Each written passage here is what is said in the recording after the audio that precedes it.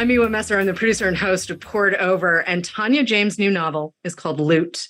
It is historical fiction. It's also a little funny. It's very, very smart, and it is the one book you need to read this summer. And yes, I just said that. We cover a lot of fiction on the show, but really, Loot is the book that you need. And I'm just going to ask Tania to set it up for us because I could just put everything out there right this second because I love this book that much. Thank you so much, Miwa. It is such a pleasure to be here with you. So Loot is set at the turn of the 18th century. It begins in Mysore, and it follows a woodcarver named Abbas. He's 17 years old, and he's sort of tasked to create this enormous mechanical tiger for the Sultan of Mysore, Tipu Sultan.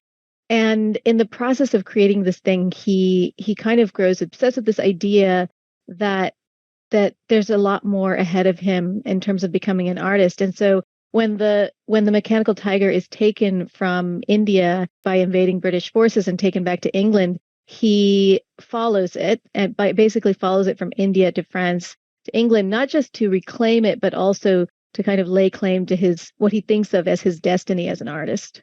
You wrote a caper flick about colonialism. That was my hope. Yeah. You wrote a caper flick about colonialism. And I have so much, I mean, even just thinking about this book just fills me with joy because honestly, you and I have both been around books for a really long time. And sometimes you don't get that moment of, wait, she just said that. Wait, she just did that. Wait, who are these people? I mean, the book opens with this great line. You know, the day Abbas was taken from his family, he was carving a peacock into a cabinet. And I'm just like, okay, I'm in because who is this kid and what's going on? And the cast is really tight. It's very small cast. Mm-hmm. And you do some interesting stuff with structure. I don't want to lose sight of the fact that we're talking about colonialism and loss and isolation and being an outsider and all sorts of big ideas, as it were, but I love this kid. I love his journey. I love the other characters that you put around him. And there's a drunk Frenchman who, you know, is a refugee from Paris. You know, obviously the revolution is happening at the same moment and he can't go home. So he's, you know, in a place that, yes, he's chosen to be there, but he's also a refugee. And I just want to talk about where the idea came from, because you've never written historical fiction before. Yes, that is true. I've always been a little bit intimidated by historical fiction, but I kind of feel like the subject matter chooses you. You don't really, at least that's my feeling. When I came across Tipu's tiger, the actual automaton, I couldn't help being completely captivated by it. I mean, just to give people a little context about that object, it's basically a 6-foot-long wooden tiger that's mauling the throat of an English soldier. And back in the day, it's kind of great. Back in the day, when it worked, you could turn this mechanical crank, and the tiger would grunt, and the soldier would groan, and then the soldier would kind of flap its arm up and down in this pathetic way. And I had seen, you know, British propaganda about Tipu Sultan, who was the ruler of Mysore, about Indian subjects in general, you know, as being kind of feeble looking and, or Tipu as a kind of brutal savage. But I hadn't seen that gaze turned back on the British. And it was just so openly anti-colonialist and irreverent and actually kind of funny. Like, I actually think it has a sense of humor. And so I just was obsessed with it. And I think I took a piece of advice that I give to my students sometimes, which is sometimes it's not about trying to figure out why you're obsessed with something. Sometimes you could just give your obsession to a character, and that then becomes a kind of narrative fuel for story. And I have to say, I mean, the package on this book, the jacket and the title are so good. And when I saw the title, I was like, okay. And then I start reading. And I mean, there's so many different meanings for loot, obviously. And there is also a card game that shows up later in the book. But the title really just nails it. And I'm wondering, too, if you knew that was going to be a piece of it as you were setting out. Because it is, I mean, again, you wrote a caper flick about colonialism. It's oceans alone. No, I I loved discovering that the word loot is comes from Sanskritic languages, from lutna, which means to plunder, Mm-hmm. and it was actually a word that the English language didn't have a word at that time to describe what the East India Company was doing, the Right. scale on which they were stealing things and money and goods, and so they had to take a word from an Indian language to kind of articulate that. I just thought it was so excellent. Those layers are so interesting, and particularly that this was a time that in which there's sort of confluence of different languages and peoples even within India. I had no idea about like the French presence in Mysore. And so I almost never, I really have a hard time with titles. This was one title that I found it so early on, and it just immediately brought everything into focus for me in a way. Like the project was such a concrete thing in my mind, and that I could put this title on it. It really somehow helped me in a thematic kind of way. I'm also really glad to hear that I wasn't the only person who didn't know about the French presence in Mhm. Pondicherry. I was just like, wait, what?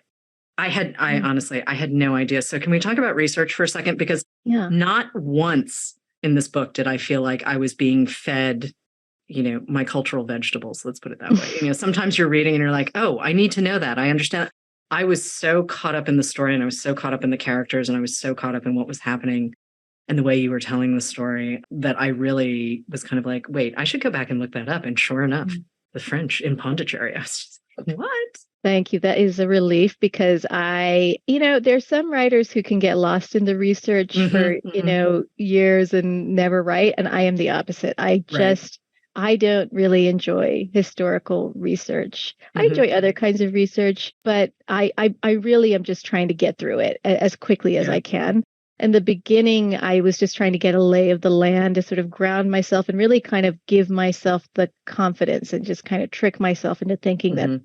I am now a scholar of, Mysore in the 1790s, and Right. it's mainly for myself. And a lot of that I'm Mm-hmm. not kind of bringing into the novel. I kept running into this problem, which is that I couldn't find the information I wanted.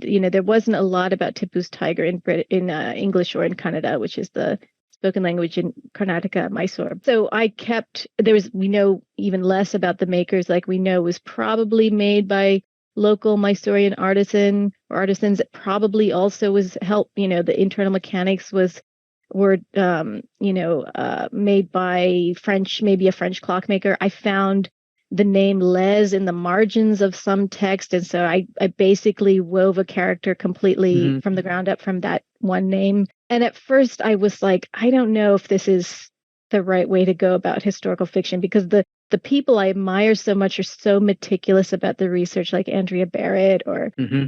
I don't know, Hilary Mantel. And this is what I was thinking of. These are the people I was thinking of. And I came across this quote by Ocean Vuong, and he is a poet, a novelist. He was talking about a poem he had written about the fall of Saigon. And Mm-hmm. he said, I wasn't trying to write as a witness of history that I wasn't a part of. Rather, I was trying to build a mythology out of the history I come from. And I just thought that was a beautiful way to think about, imagining history, that it is mythologizing. And some of history is also, even just written history it's a story that we tell about ourselves. A lot of it is. Yeah. So that kind of gave me the permission to kind of Mm-hmm. keep going in that direction. And the thing that I really appreciate too about the narrative voice is you're removed enough, because also, Abbas is not a character who's running around with his heart on his sleeve, right? And, he falls in love sort of very quietly. Yeah. And I'm not going to Yeah. spoil that for people, but the way these characters carry themselves, and, Deleuze, the French clockmaker who sort of mentors Abbas slightly Mhm. reluctantly, is such a great character and someone I haven't necessarily met before in a book like this. You've either got people who go full on, I'm now part of this world because this is where I live and this is who I am. And he's homesick for France. He's homesick for his old life. He's homesick for his lover. He's homesick for everything. And yet at the same time, he's like, well, I'm here. I should make the most of it. He's certainly not running around in, Western dress or anything like that. he's walking on this edge in a way that you don't always meet in historical fiction. And I really did appreciate that. And here's Abbas sort of really in his world. And again, he's pulled out of his family and he's put at the royal court.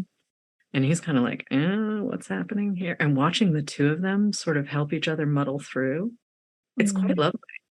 Yeah. I really, I mean, the way in which I was able to kind of get a toehold into Abbas as a character was largely through his sort of self-discovery as an artist and his discovery of desire. And I really wanted to write a character, an Indian character who is not who is making art. I mean, he was like exposed to brutal situations and he's living at a very precarious time, but he still, you know, is capable of wonder and self-discovery and making art. And I also found the relationship between them, the sort of mentorship relationship that develops, that I think is probably the most important relationship in his life until, you know, later when he is with Jean. There's a scene that felt very personal to me where he's thinking about what he can't say to Deleuze, which is, I want what you have. Right. And, you know, that desire to just, you looking at the mentor and looking at their confidence, their mastery, they seem to have everything at their fingertips, and that desperation to have it, that felt very true to me. And later on, when Jean asks him, like, what made Deleuze a great teacher? It's simply that Deleuze said to him that I have faith in you. I think it's enough to send him on this journey. Given what he's coming from and given what's happening around him, it's an absolute lifeline. But we get a really excellent sort of epic. I'm smiling just thinking about this book. I really, I have so much joy thinking about this particular story and the way you structured it as well, because you've got time cuts. You jump to location. It's very cinematic in certain ways, which we don't often get with literary historical fiction. And again, tight cast. You know, there are people we see for as long as we need to see them. And then, I mean, it's a novel, but you can see that you have written short stories in the past. And I just want to talk about that switch. I mean, you've written 2 novels prior to this. There's a story collection. And now this foray into historical fiction. And all of the books are very different. And we are going to get to one of them a little bit later in the show. But can we talk about the decisions you made for the structure of this book and keeping the narrative moving?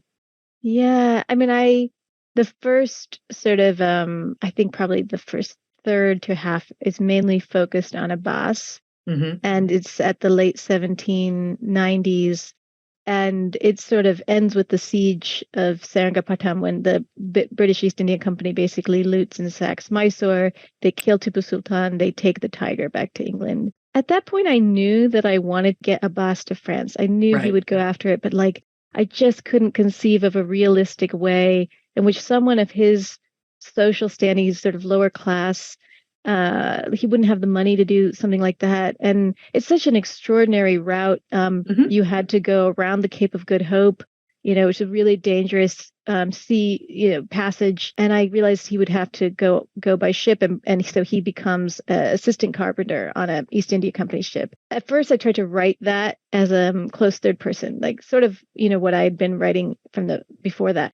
And I was just so bored. You know, I'm sure you're aware of this, Miwa, the kind of middle, the Bermuda Triangle of the middle of novels, where just somehow things just get, it's just a mystery to me why they just start sagging.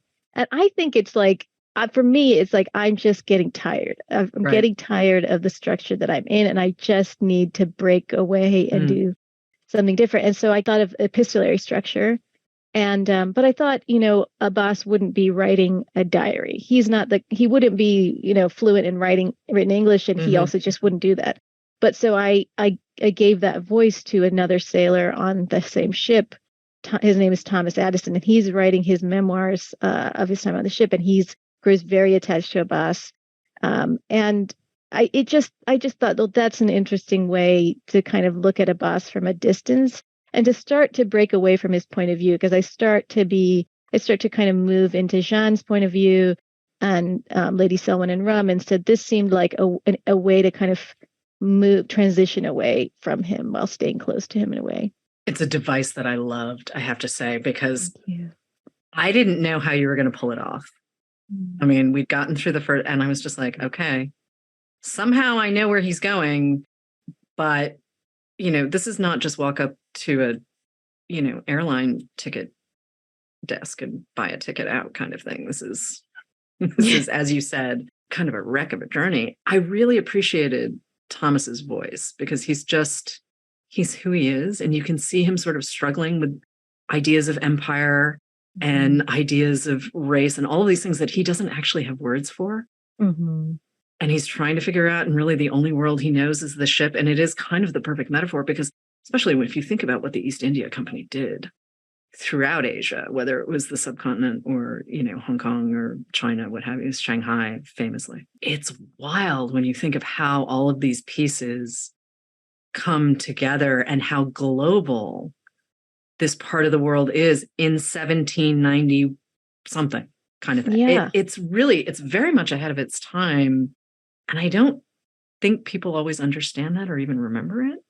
Seafaring, it was kind of the Wild West kind of quality where, there were privateer or pirates and, it was totally legal for a French, pirate ship to loot to kind of attack an English company ship. It was totally normal. This happens in the novel, but England and France were at war again. They'd learned this while they're on the ship. And so a British East India Company ship comes and basically, impresses or takes a couple of men off Abbas's boat, and it was just kind of such an unstable time. I think it's always interesting when we can see, these large historical forces coming to bear on people in this very personal way.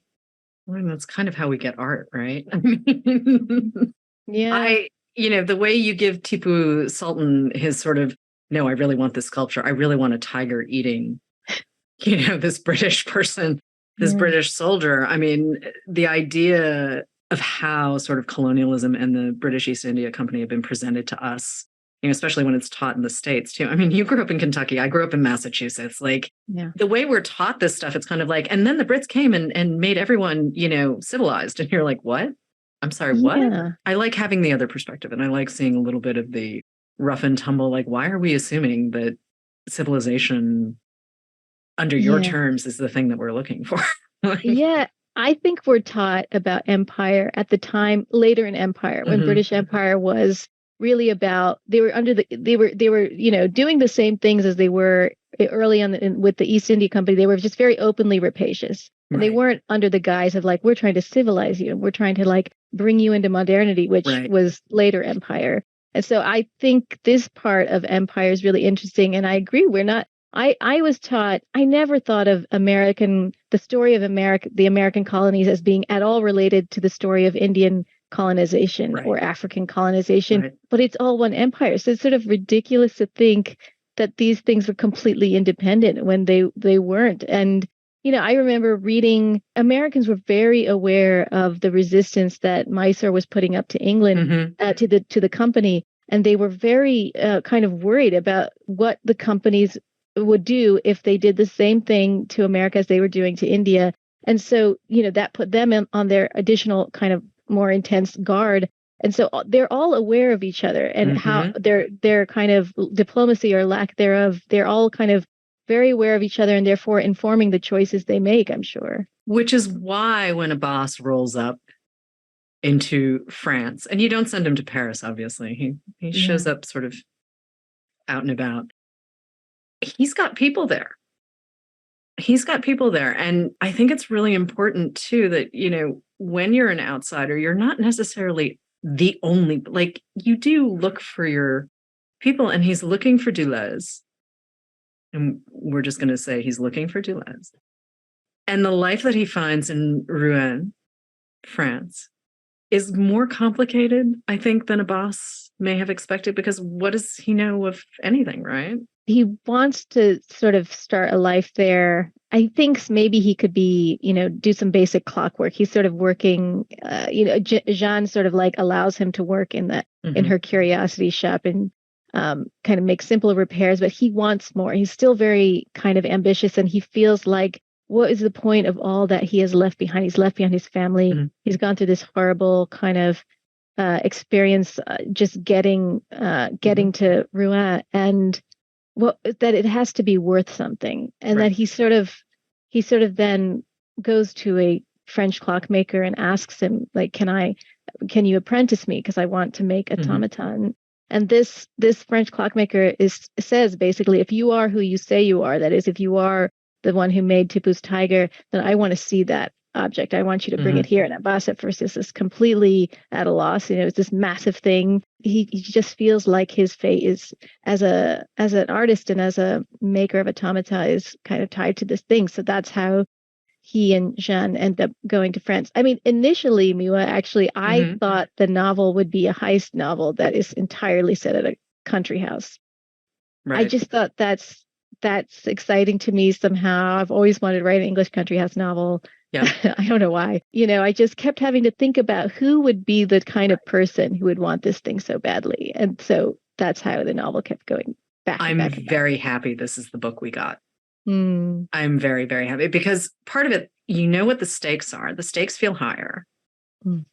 And you do bring us to Lady Selwyn and Rum. And Rum broke my heart in a way that I wasn't expecting, because Rum is also from India. Different caste than Abbas. But he is in service to Lady Selwyn with complications, which is all I'm going to say. But he is displaced completely. And there are a couple of different moments where he sort of steps out of his assigned, expected, acceptable role, and it really is not good for him. And, the whole time I'm sort of sitting there with the book in my hands going, oh, dude, my guy, this is not good for you. And he doesn't know it. He doesn't know it. He wants to be part of something that doesn't really want him. And it was, maybe heartbreaking is too strong a word, but I felt for him. I really did. And I'm glad he was there, because I think we don't often get characters like him either. So can we talk about Rum for a second? Yeah, I'd love to. I really enjoyed writing that character, actually.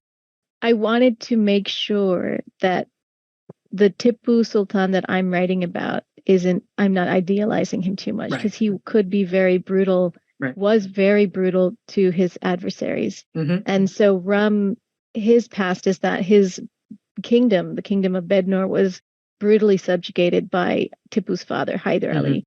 And so he has a very different perception of Tipu Sultan than Abbas or anyone we've read thus far in the novel. He hates him, and he is sort of traumatized by him. And so he sees himself as purely, loyal only to Lady Selwyn, and he thinks of himself as her protector, basically.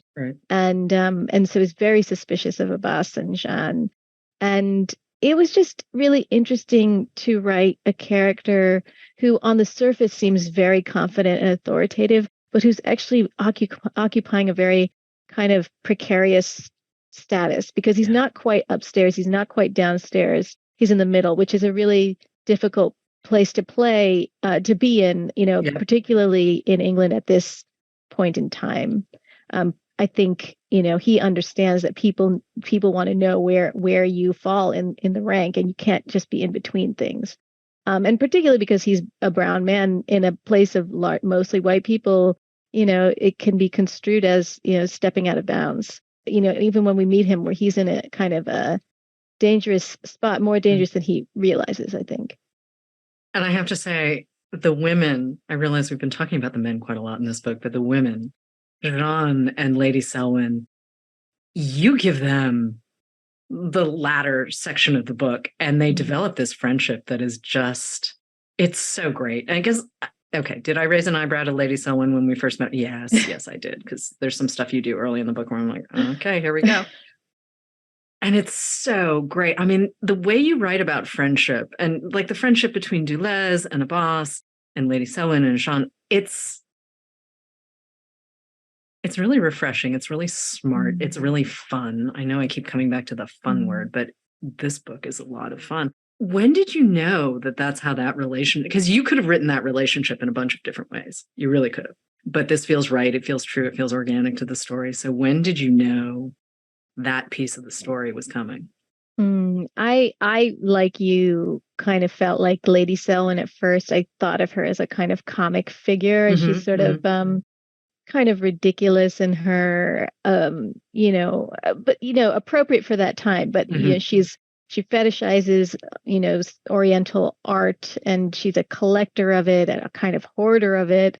She sees herself as this descendant of people who fought in the Crusades. She has this, she's kind of fabulous, but also narcissistic. And all of this was kind of fun to write. And then I thought, well, what if she's a novelist? And not only what if she's a novelist, but what if she's actually a pretty good novelist? Like, she's writing this novel. It's hidden in this closet in her house. Nobody has seen it. It's like this great passion in her life. And, she can't share it because it would be kind of jeopardize her reputation to be discovered as a writer of romance novels. And so she allows Jean to read it. And I thought there was something special about the fact that Jean is the only person in her world who sees what she's capable of and who really honors that, and who kind of tells her that, this book belongs alongside all your other books in the library. And there's something about that vulnerability that really interested me in Lady Selwyn. And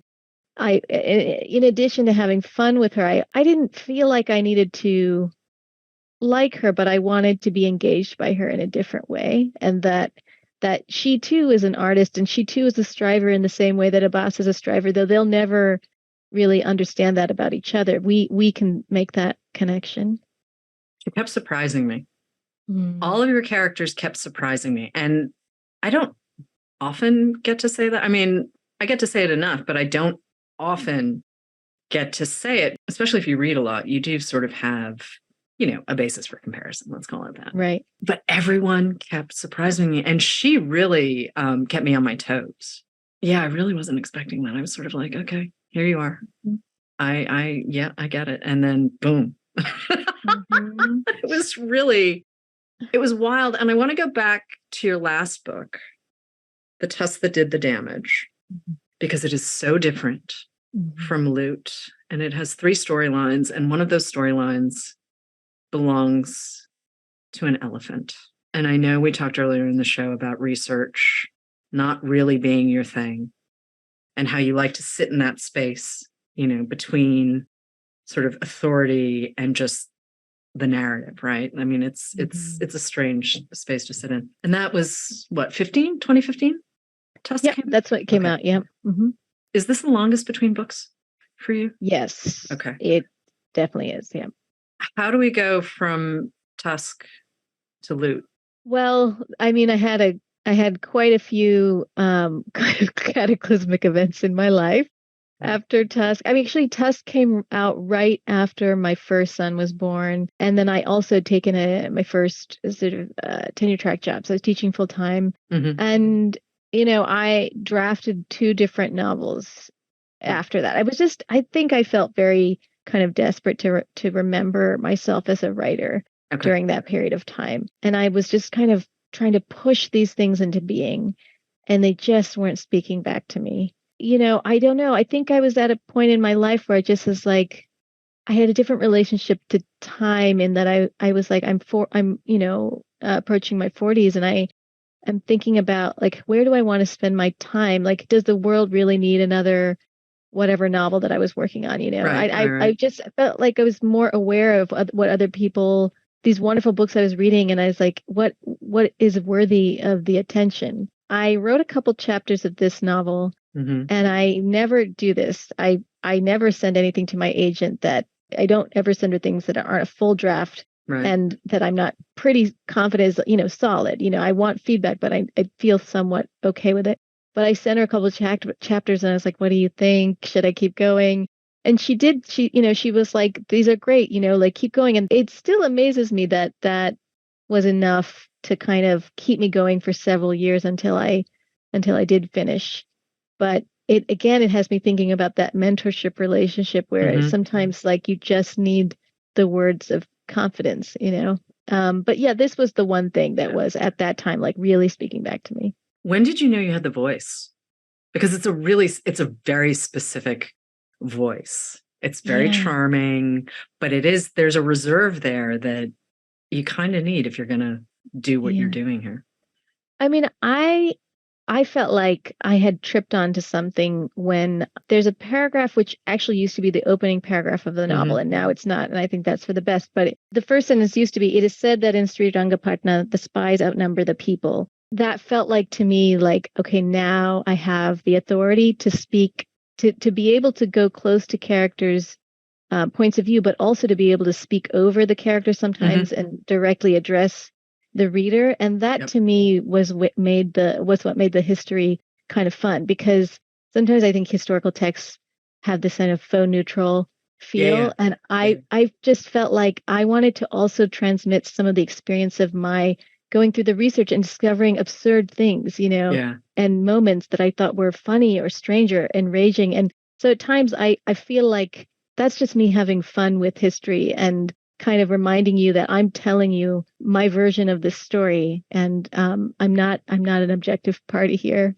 That not being objective, I mean, that point of view, right? Like a novel needs a point of view to exist. I mean, occasionally I am queen of the obvious. This would be one of those moments. But the way the story unfolds, though, and the beats that you give it and the way you spread it out is so smart, because I didn't know if this was suddenly going to be like, are we looking at a month? Are we looking at a year? I mean, time is really stretchy for you, and yet the narrative stays really taut. And it's because of these time breaks that you use and whatnot. And it's a great device. It is a really, really great device, because I think the temptation would have been to write a little longer than you do, which is also part of the fun of this book. It's very short, given the ground and the time that you cover. And I'm wondering how much of the book got cut because of that, and how much the voice changed. I mean, you started as a film student, then got an MFA in writing, and you've said this in other interviews that editing was really the thing that you were doing with film. And I can't help but think that carries over, especially when I get a book that's this tightly written and this sort of propulsive. Yeah. I am sort of ruthless. I think I'm not precious about cutting, but I'm not one of those people who has like a 400 or 500 page draft and just has to work backwards. I really am. I think I do a lot of editing as I go. And I mean, to your point about the shorts, that I don't know if it's because I was a short story writer or I am, but I do feel like for me, when I'm building the novel, I am trying to think in discrete bites. Like I'm thinking about the arc of, what's that first phase of Mysore? Like, what is that journey? And then I just going to cut out and cut back into 1789. And velocity, I think, means that is something that I do care a lot about. And that, not that the plot has to move so fast, but that perhaps it's about the speed at which you're learning things, or something is being revealed to you. So I think about that question of urgency. And then I think what I didn't really end up cutting that much, but in kind of talking to my editor, she had really great notes, particularly about the last third, and the sort of, I have this tendency to want to kind of shoot into the mind of a marginal character. And I think that that's kind of a pleasure for me. That's one of those surprises that I really enjoy. But, that perhaps works better in earlier parts of the novel than at the end, when momentum is sort of picking up and you're really, I think, kind of reading for certain questions. And so that was where I was trying to kind of narrow the focus a bit more. And that's where more of the cutting happened. It's really satisfying. Thank you. It's really, I can't stop smiling thinking about Loot. I really can't. Literary influences, though, you have been doing this for a while. You teach creative writing in DC as well. So who are some of the writers who've made you Tania James? Ooh, well, I think I was thinking about Salman Rushdie a lot when I was writing this novel, because I was thinking about voice and how with his novels, you just always get a sense that you're in the room with him, that he's speaking to you, that there's someone speaking to me. And I find that really magical. Like in the same way that Roald Dahl will do, will kind of have an irreverence about the author audience relationship. If I go further back, really like the authors that just obsessed me were, the French guys, Victor Hugo and Dumas. I mean, I had a hard crush on the Count of Monte Cristo. And then later, I thought about Beloved a lot too as I was writing this novel, because that's a historical novel where she's just incredible, like the way in which she takes a kind of speculative angle on history. And I really wanted to do that in this novel. It just didn't work. That was a really pivotal novel for me when I read it. It was the first time I kind of paid attention to sentences too. I'd never read anything where I was like really like amazed in that way. Yeah, I think those are some of the big ones for me. I think Beloved too is one of those books that when you read it for the first time and it makes your head explode, because it will. I mean, I don't know a single person who hasn't had their brain broken open by that book, at least who's read it. But I think too, for a lot of readers, that was the first time they had their own ideas of what makes up a narrative. I mean, it's a ghost story in a lot of ways, right? Like it's turning slave narratives upside down for some people. I mean, especially, and talk about challenging history, right? Like I think for a lot of readers, because that came out, what, 86, 87?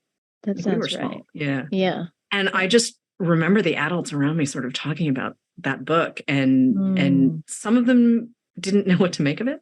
Yeah. And I love the idea that we can do that and be that upfront with what literature can do. I mean, there's this idea that you're either being told a story or you get pretty sentences. Like, why not both? Yeah. I would like both, please. Like, why do I have to settle for one over the other? And I think that's something that you do with Loot, where it's like, I get beautiful sentences and stuff happens, and a lot of stuff happens. And I've got this cast of characters that is not totally unwieldy, but everyone has a role, right? This book is very satisfying. It's really satisfying. Oh, gosh. Thank you. I think one of the things that was so surprising about Loot, too, was when I realized exactly what you were doing and how you were doing it and what you were talking about. How do we continue these conversations, right, about ownership and boundaries, whether they're national or, human or what have you? Like, I think it's easy for people to say, well, it's historical. Why do I need to care? Right. And yet you see a lot of what plays out in Loot, including the caper stuff, right? Like, let's go super simple. Like the Elgin marbles are still in Britain. The Greeks would like them back. How do we keep these conversations going? How do we keep people still thinking about this stuff? That is a great question. I heard something the other day that was sort of astonishing, that the Powis Castle in Scotland has more plundered Indian art than all the museums of India, Pakistan, and Afghanistan combined. I mean, which is kind of amazing. And every few days, I'm obviously paying attention to this more than your average person, but I noticed that every few days there's some new story about perhaps like a couple days ago, it was the Cambodian officials who had gone to the Met and actually gone to the Manhattan DA's office, and they are arguing for the return of certain objects, and the DA's office is actually seizing objects from the Met to return to Egypt or Turkey. And it's if we can agree that looting and plunder is against international law, that it is a war crime, right, then certainly we have to reckon with more than just agreeing on that. We agreed on that in 1899. So now what do we do? And certain museums are more willing to kind of move on this discussion. The British Museum is really not. And, the chair of the British Museum last year said something like, don't expect us to be passive about dismantling our collections. And so I think I'm following these things with interest. I think in fiction, I'm looking for ways in which we can reclaim stories, if not things, and the ways in which we can think about the people, those invisible hands that were on those objects, and the ways in which, these objects have context, changing context. Placards might describe things in a kind of bloodless way, but I'm looking for kind of bolder confrontations with history, I think. And also language changes, right? Like this is a thing we know empirically. Language changes from era to era to era. Language change. Like, when you're listening to something and you're like, oh wow, okay. So the idea that we can't re-examine our relationship with objets, as it were, right? Like, I understand that not everyone can travel significant distances to see something. I absolutely understand that. But the unwillingness to even have the conversation, right? Or like the idea that obviously the Nazis stole quite a lot of art from Jewish Europeans. I like it's we have to have these conversations. I mean, if art represents who we are as people, right? And as communities and as cultures, we have to have these conversations. And I love the idea that you've done something in Loot and you're going to be able to reach people who might not have ever really thought about this stuff. Obviously, I think about this stuff quite a lot, which is partially my glee with this book. It's like, look at how we can talk about these things and really not necessarily put it in a box, right? Like, I mean, the idea that this sculpture is 6 feet long and it has like an organ bellows in it, and it makes noise and all of these things. I'm just like, wait, we're talking about robotics in the 18th century. I mean, but that's what it is. Yeah. It's like this piece of technology that just shows up in the world, and all of these people are just wild about it. But the technology shows up because the Tipu says, I want this. I have a purpose. You will make this for me because you have no choice. I mean, let's face it. It was not a request. That's true. That's really true. It was not a request. And here we are. That's why books are exciting. I mean, that's why literature is exciting, right? You can start all of these moments and bring them into the present day. I do think that historical fiction, even while I find it intimidating as a writer, even after having written a novel of historical fiction, I do love to read it because of the way it's showing us how we are shaped by things that happened 200 years, 500 years ago. I mean, these kind of, I think, we're very oftentimes, I'm very often focused on the present moment, and I forget even the current events of a year before, my memory and maybe our collective memory is very limited, but looking at ourselves in context of this larger story is really fascinating and surprising. Not one of us is wholly cut from a single piece of cloth, right? Like we are all shaped by the world, whether we know it or not. We're all shaped by the world, and I cannot wait for other readers to get their hands on Loot. I really am so looking forward to this book being out in the world. Tania James, thank you so much. Loot is out now. Thank you, Miwa. I'm Jenna Seery, a bookseller and the associate producer of Poured Over, and today I am joined by Julia Fine. You may remember What Should Be Wild or The Upstairs House, but now she has her third novel, this incredible book, Maddalena and the Dark. It will lure you in from page one. The characters will grab you by the throat and not let go until the very last page. I can't wait to talk about this book. Julia, thank you so much for joining us today. Thank you so much for having me. I'm really excited. All right. So this book, I don't even know where to begin to describe some parts of it because it is gorgeous and luscious and vivid, and every piece of it is just going to fly for our readers. So I'd love to start with just having you describe the book for us.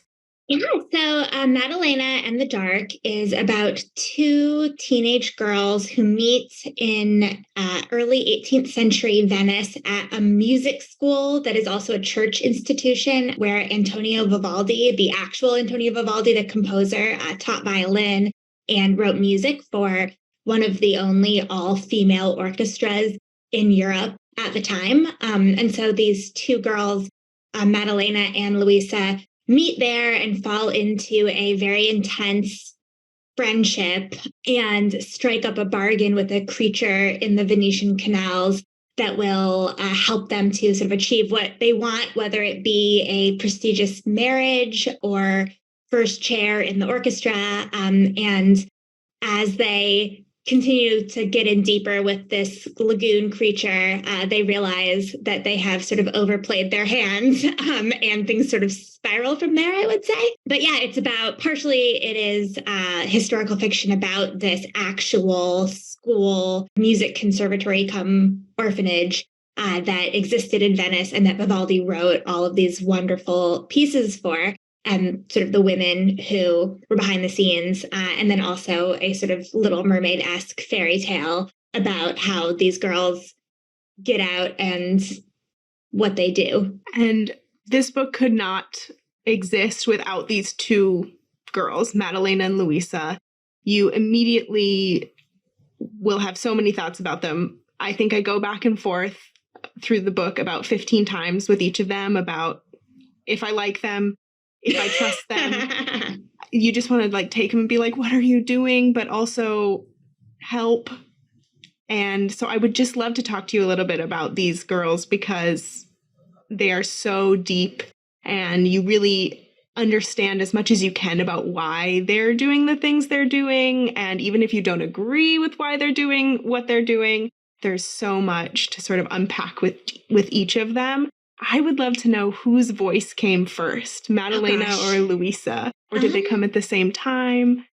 They sort of came together, I would say, from afar. Like I had this idea, a lot of the book is, these are young women in a really intense, competitive, cloistered environment. And I sort of thought, like, what better place to set a novel than this like church music school where they're all competing for favor and to be like, they're in an orchestra. So of course, you are a member of the team and you contribute what you contribute, but like, you're also a teenage girl. So don't you want to be the top dog in the way that, I think many teenage girls do.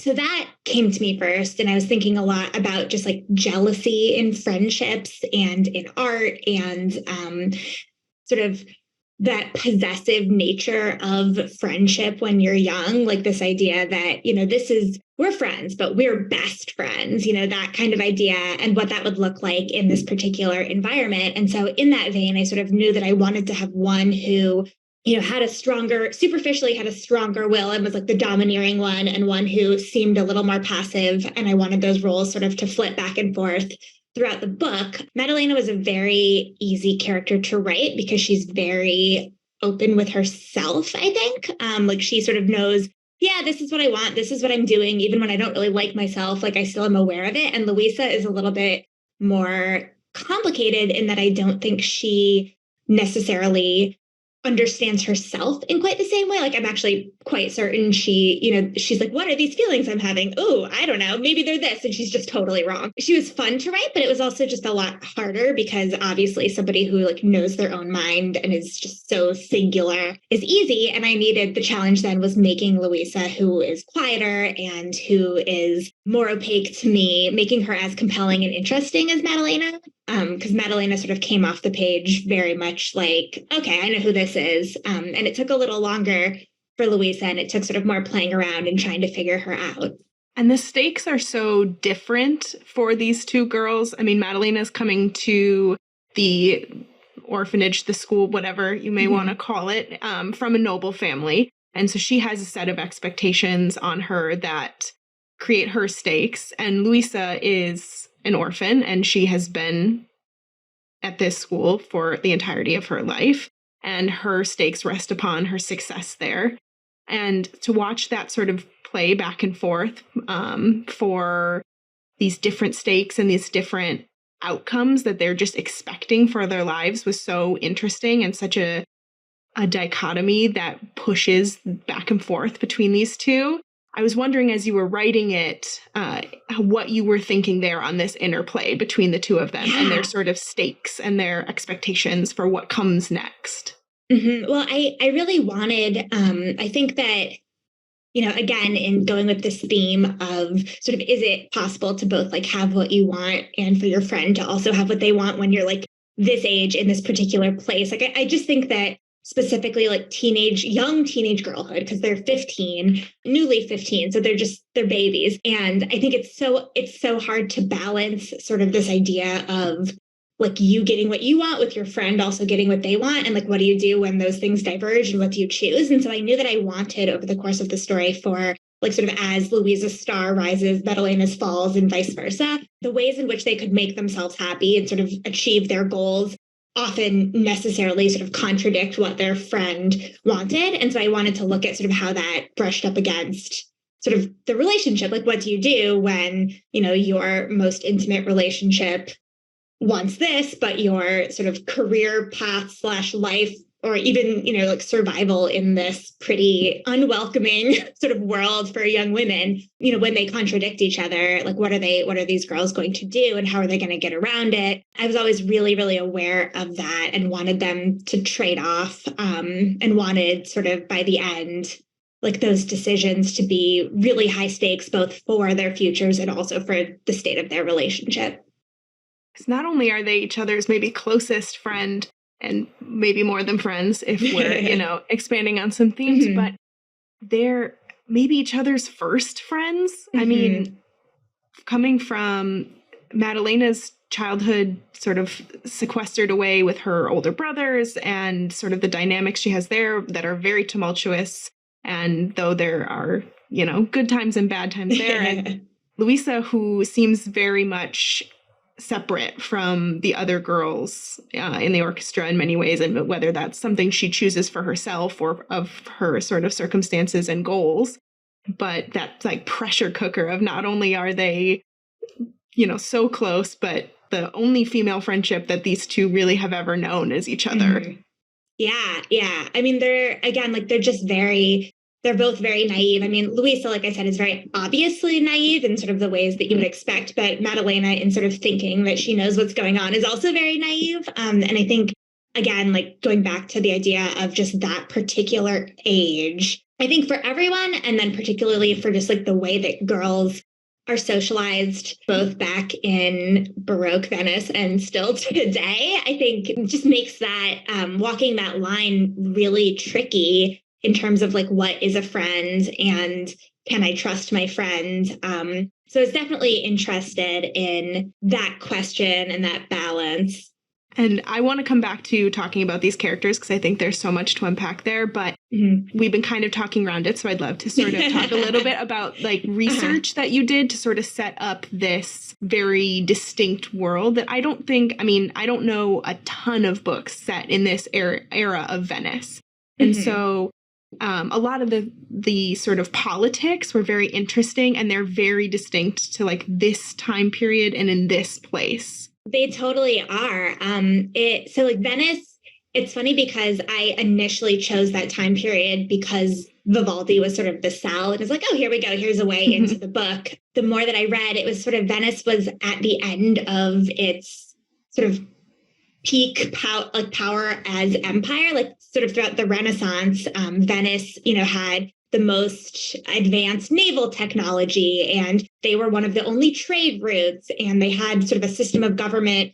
They were a republic, and they were very good at, you know, taking care of poorer people. And it was just obviously, was it perfect? With many caveats, but they had done quite well for themselves, and they had a lot of money, and they had a lot of influence and power. And they were sort of just coming down from this peak right around this time period. And it seemed like a really interesting place where, like, if people in positions of power had made different decisions, maybe we would still have a Republic of Venice today, and it wouldn't even be part of Italy.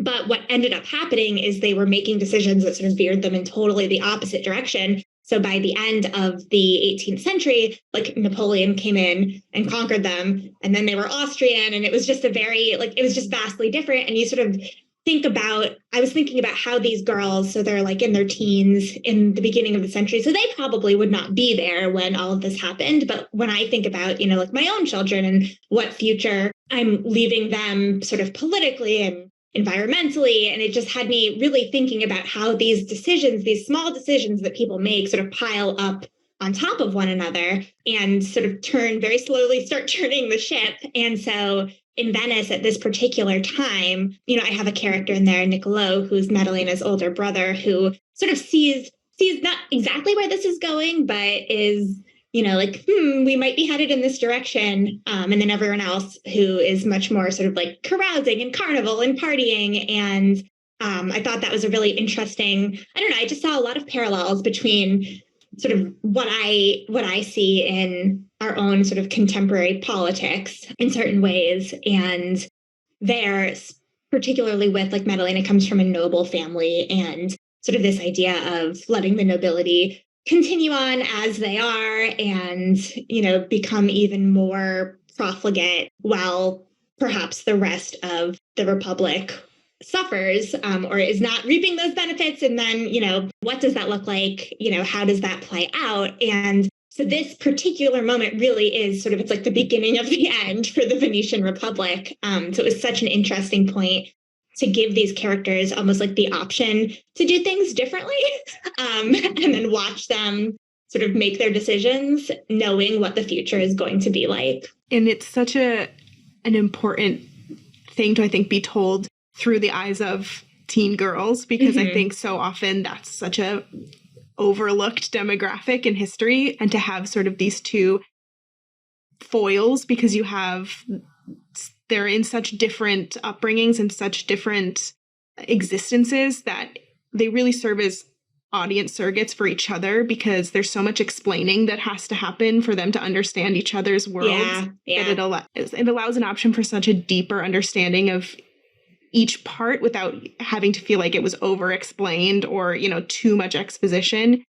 Between these two girls, you really do get a really comprehensive sense of Venice at this point. Thank you. Yeah, I think that's, for me, was the hardest part of this particular book, was how do you introduce this world without spending, like 50 pages, be like, well, this is what Venice was like, and this is the institution, and here's, the way that like the rules for the nobility too were just like so weird. So like the oldest son didn't get married. The youngest son got married, even though everywhere else in the world. So like as contemporary readers, there were a lot of things too, where I was like, how do I seed this so that these decisions make sense and this world makes sense? So I'm really pleased to hear you say you think it's working. Absolutely. I mean, there's so much. I've been reading a lot of historical fiction recently, so my brain has been kind of in this like world building sense where even if though it's our world, there's still so much that has to be set up and created in order to really make it understandable and relatable, to feel real. There are so many things where I'm like, well, I have to Google that just because I just don't know what that word is. And I love stuff like that in a book. I want to be able to do my own Google deep dive rabbit hole searches. And I got that with like the masks in this book. There's like a mask that you have to hold with your mouth so you can't talk, like that. All of that, I fell into some deep dive rabbit holes. Oh, I'm glad. I would hope that I always too, I'm like, I really hope I'm reflecting this accurately. So there was a point too where Vivaldi like comes and goes from the book. He's actually, for all that I'm using him sort of as an entry point, he's not a very major figure in this book, but I was very careful of like, okay, so in May of 1717, what city was he in? Like, is someone going to look it up and be like, oh, actually throw this all away because he was in so-and-so. So I'm glad, though, that you, like, my sort of fears were realized when you were researching. I mean, there's also a certain degree of trust. Like, I trust when you go into a book that even if maybe something isn't 100% historically accurate in the world of this book, that's what it's going to be. I love hearing all those little details behind of like, I felt like I needed to know all these things. I've heard that much.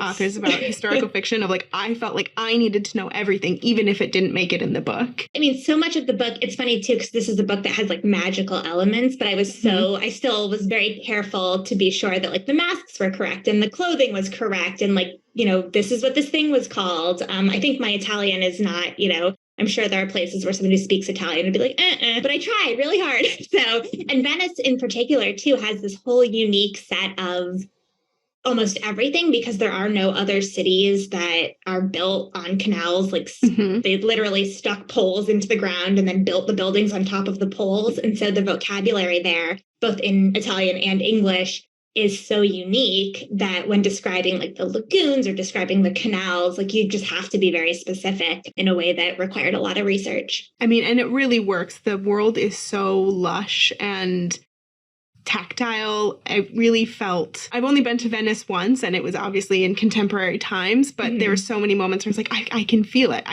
Because so much of Venice still feels like this. I know. this It's crazy old-timey city with these water taxis and the gondolas on the, like, it still feels like so much of this book.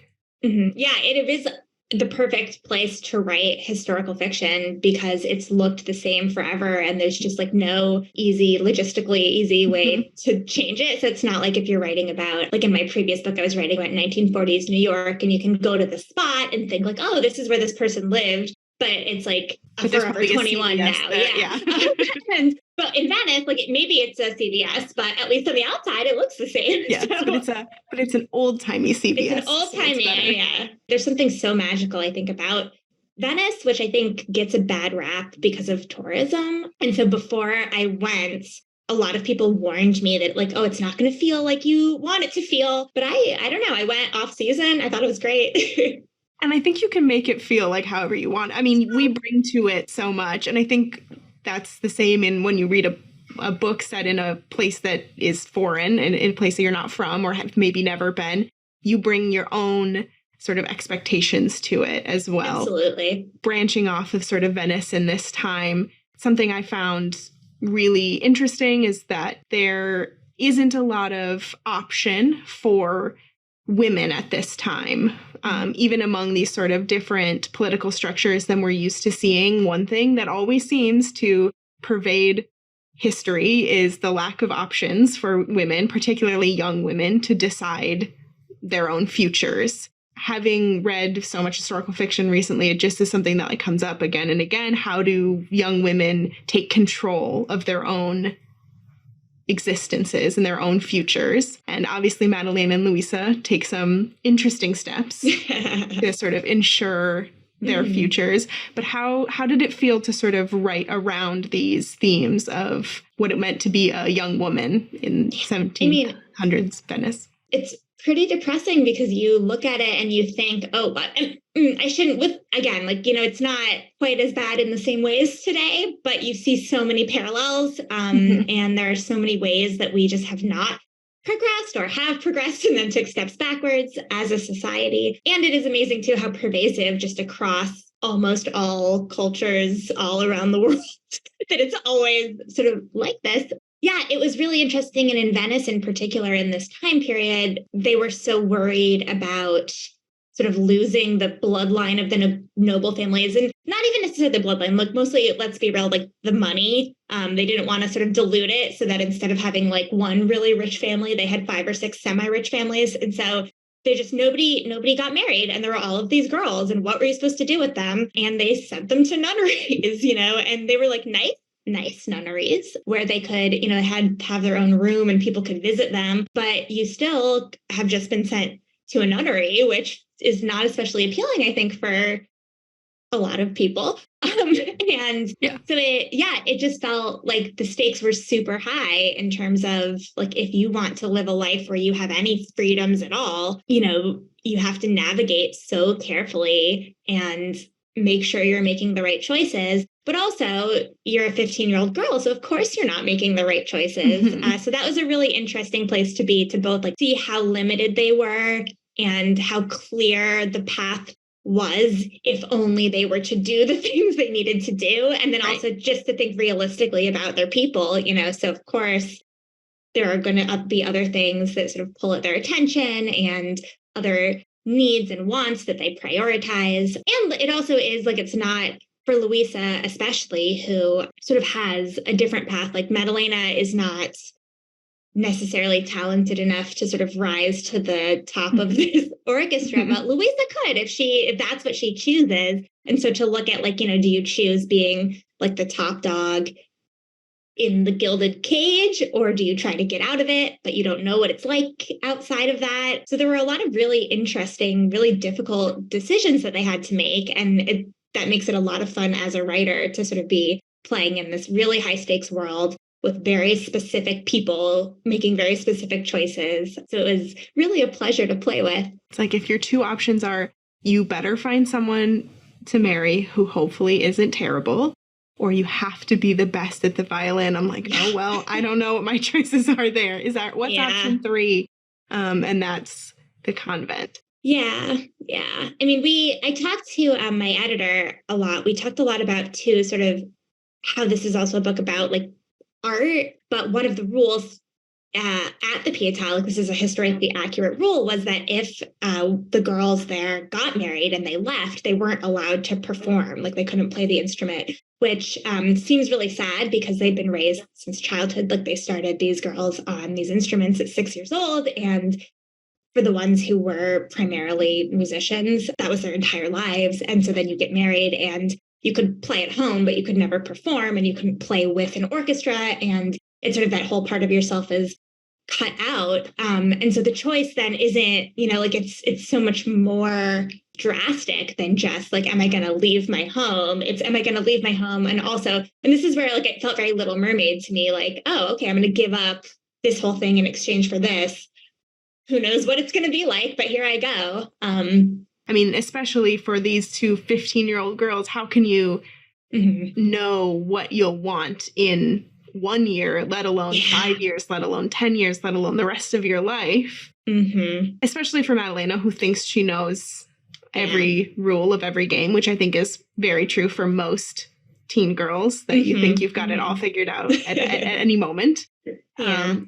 She makes her choices and maybe has what she thinks is more information, but I think Louise said, so much of that just feels like she is on a journey that she maybe isn't in control of the ship anymore. Oh, yeah, no, absolutely. I mean, she's very, even when she's the one making the decisions, she's still not really the one making the decisions. Yeah.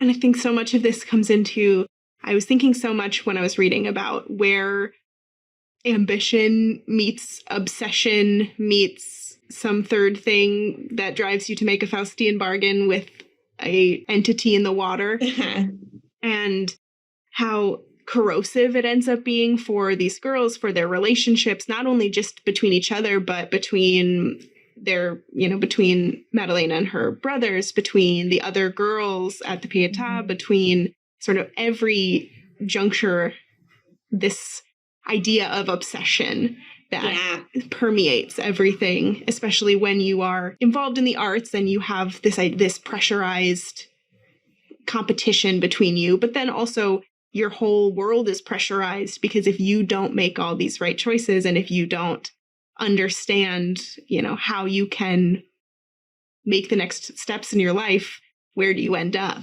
And I would love to bring in sort of this otherworldly, this supernatural, this sort of element. I mean, you often in your books have these supernatural elements that sort of play right alongside some more grounded in reality pieces. So how did this sort of entity in the water come to be? Yeah, so this one, I think, in looking at how limited the lives of these women actually were, when I sat down to write, I knew that I needed something that would let them outside of sort of the very strict boundaries. Because when you think about like their lives are very constrained, but in this book, sort of they have a sort of magical means of escape. If I were to write it just like straight, I thought, there's no way that I'm going to write this book entirely in this school when 18th century Venice is sort of all around them, but they can't access it. And so a lot of it was thinking like, all right, how do I get them, just like logistically, how do I get them outside the walls of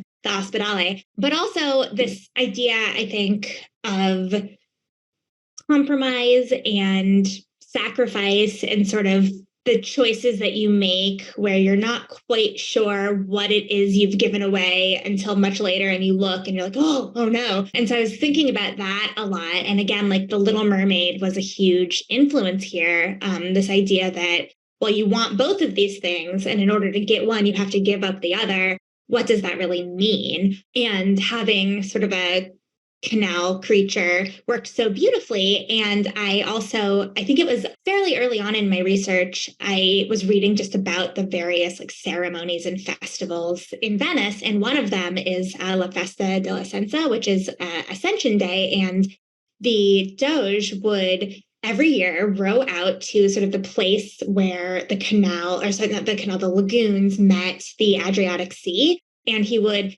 drop a ring into the water in like a marriage ceremony between Venice and like the city of Venice, and I guess the physicality of Venice, the water. And they did this every year for hundreds of years. And they said, like, if they're like pledging themselves to the water, and I thought like, oh, well, naturally, like something's down there. What are they pledging? And so that it was a really easy segue then to, how to look at, what you offer up to get what you want with a real world inspiration. And who's to say there isn't something down there that has, been keeping Venice above water for the past however many years. I think there's a really good chance there's something down there. Like, I don't want to put too much on, but I think there's a really good chance there's something down there. There's a line that is sort of repeated throughout the book that comes early on that's like, what do you want? What will you pay for it? And I think that really, like, when I first read those words, I was like, okay, buckle up. We're in for something here. And that theme resonates so well through this book because they don't know what they'll pay for it. And they don't know what that really means until it comes time to collect. Yeah. And that's such a powerful it's very Faustian in that sense, I think. Yeah.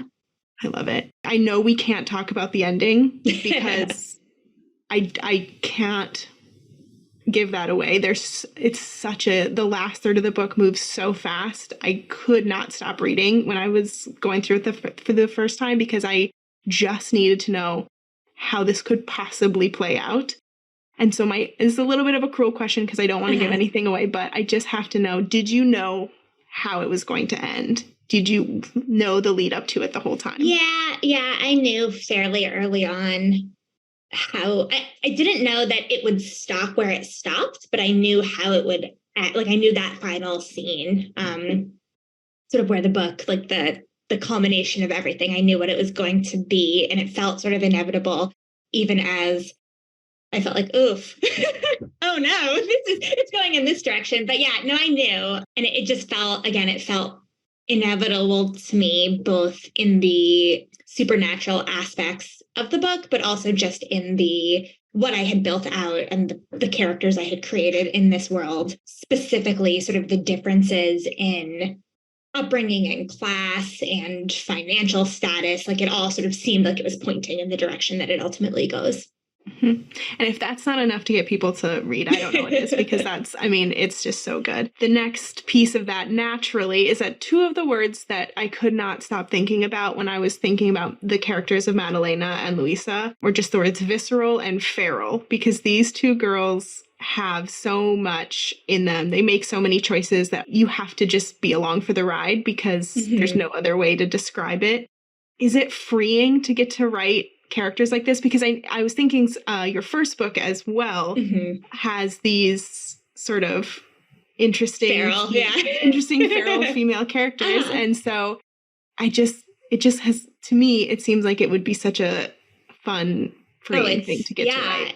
It's wonderful. And I think too, any sort of, I feel like often, to live in society, you like have a feeling or a thought and you're like, oh, that's not so nice. And you are like, okay, let it go. But it's nice in fiction to be able to be like, oh, there's that thought. What would happen if you actually go through with it? Or if you actually made these choices? Or like Maddalena especially is just very cruelly pragmatic. Like, there's a part in the book, and this is early on, so I don't think I'm necessarily giving it away, but there's a part where she's like trying to help Luisa, and she's like, I wonder, like, could I just kill one of these other girls in exchange? Like, and then she would be okay. Like, she's just very, like, that's like how she thinks. Like, she's very selfish. And it was a lot of fun to write her that way. And it also was freeing because I don't think women often have the opportunity to be selfish like that or are portrayed like that. And so I think like sort of the unlikable female character, like my goal is to like write the unlikable female character that you will like. And I like them both. Like I do, but I also like they're making choices that, you wouldn't want to know these people in the real world, but in fiction, it works beautifully because like, where else do you let it all out, I think they're both likable. I definitely found myself, you want to root for them. You want nothing but good, you want them to figure it out. But, at a certain point, you have to be like, uh-oh. I know that if they were alive right now, they'd both be watching Yellow Jackets. Oh, for sure. For sure. I know there's something so like, it's that teenage girls all on top of each other in like high pressure situations that is just wonderful. There's just something so fascinating to me. Like, I feel like I could write books about teenage girls forever because there's so much there. Like, there's such a depth of emotion, and it's often like the first time you're feeling these things. And so you don't have any context for the decisions you're making or for even just like the actual size of your feelings. Like, I remember as a teenager thinking like everything was the end of the world. Like, what was wonderful was so wonderful and what was sad was so sad. And I really like have not experienced, I think, like parenthood maybe is the only other time I've experienced those feelings, like very new parenthood. So that like hormonal rush and the combination of, you know, each of them having their own agenda and sort of having to play against each other. I just think, yeah, they'd absolutely be watching Yellow Jackets. Anyone who's ever been a teen girl, I think, will like relate so much to this. And anyone who's ever known a teen girl and been like, what is happening inside their brains? This is like to the extreme, but all those big themes are absolutely there. I keep looking over here because I have my copy. I love this jacket so much. It's so gorgeous. They did such a wonderful job. It's so pretty. Gonna look so, and it just has that like perfect, creepy, dark, scary feel. But I'm also like, I would be lured in by that. I would go talk to the entity in the water. I would drop some stuff in there. Why not? What's the worst thing that could a Turns out a lot of bad things could happen. Moving on to one of my favorite questions is the thing I always have to ask is, who are the literary influences that make Julia Fine? Gosh. Okay. Definitely Angela Carter, who I think just has had a huge influence. For this particular book, like Hilary Mantel and Wolf Hall was a big inspiration, just in terms of being able to write historical fiction that is super voicey. Like, I think that what she does with those books, where it feels like she's not just telling you about what happened, like she's creating art about it, in a way that I have read a lot of historical fiction that is much more about trying to teach you about the place, you know? So she's Helen Oyeyemi is a big influence. I'm trying to think now back to like childhood, like the Brothers Grimm, all fairy tales in general. Yeah, I think that's mostly a mix. Yeah, I mean, I can see all of that. I mean, this is the Grimm piece of Brothers Grimm is certainly present in always in everything that I'm working on. But yeah, I also feel like for each book, it's been like a different series. For this one too, Jeanette Winterson has a novel called The Passion that's set in like Napoleonic Venice. So it's like 80 years later. That was a big influence. That's great. I mean, I love any historical fiction. Been on such a historical fiction kick recently that I can't stop. And I just feel like I'm dropping all these little hints like or facts about any sort of obscure time period. And my friends are like, why? I'm like, look, I've been reading books. Okay, I can't. This is where I'm at right now. But I also think historical fiction, you can talk about, as a writer, you can talk about so many contemporary things through historical fiction. And that's something that I mean, shame on me. It took me a while to realize, I think, that like, oh yeah, like this is happening in 1700, but like it's actually also happening now. So that I think is something really interesting to be able to sort of come at some of these issues of like female agency and bodily autonomy from these different angles. Because, you know, we're all talking about ultimately the same thing. I think historical fiction lets you at it sort of slant in a really cool way. Yeah, I think it helps so many people come to things in a different way. I think there's a lot of people who are really hesitant about getting into any sort of fiction that they deem political, that they're coming like contemporary. It's all political. It's all political. It's all, no such all thing. Art is political. But if people feel better about reading it in the past, then there we go. But there you go. Yeah. There's so much to sort of look through these lenses. There is too, like the world building aspect of it, like you said too. I really love with historical fiction, like just it's like watching, I don't know, like you watch a really good period TV show and there's always something that takes you out of it, which is maybe just me watching TV in general. Like I have trouble just like fully immersing myself in it. But if I'm reading a book, it's like, no, I'm there now, you know? Yeah, I mean, I think it's like, especially if you're watching TV, you're like, I know that these are contemporary people. Yeah. I know who those people Good are. point. I saw them on Instagram this morning. But But when you're reading a book, I mean, you supply so much of it yourself that it allows you to really just stop and immerse and imagine so much more richly what these times were like. absolutely. Yeah. And to have people out there doing the research so that instead of reading, a textbook, you're reading a novel and getting all the information. Yes. I'd much rather, I want all my learning to come through fiction, please. Yes, I think please. that'll be so much better for my brain.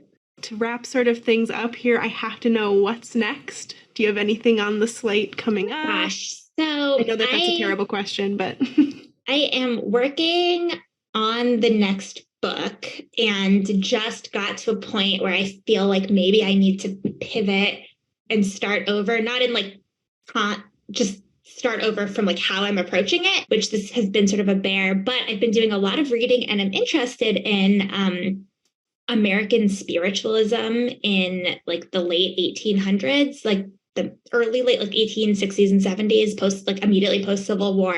And I'm trying to write a sort of like Edith Wharton meets Shirley Jackson type ghost story about that. But we'll see.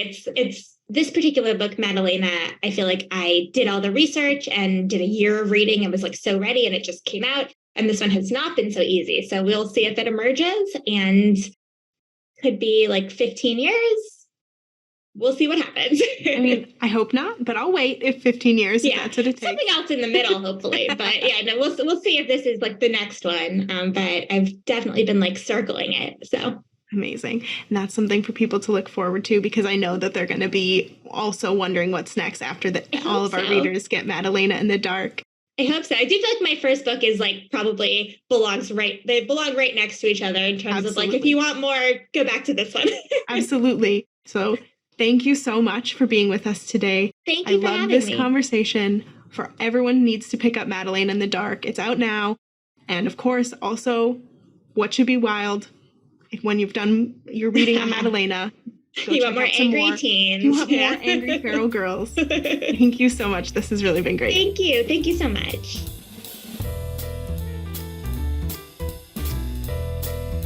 Thank you for listening. Poured Over is a Barnes & Noble production. To help other readers find us, please rate and review the show wherever you listen to podcasts.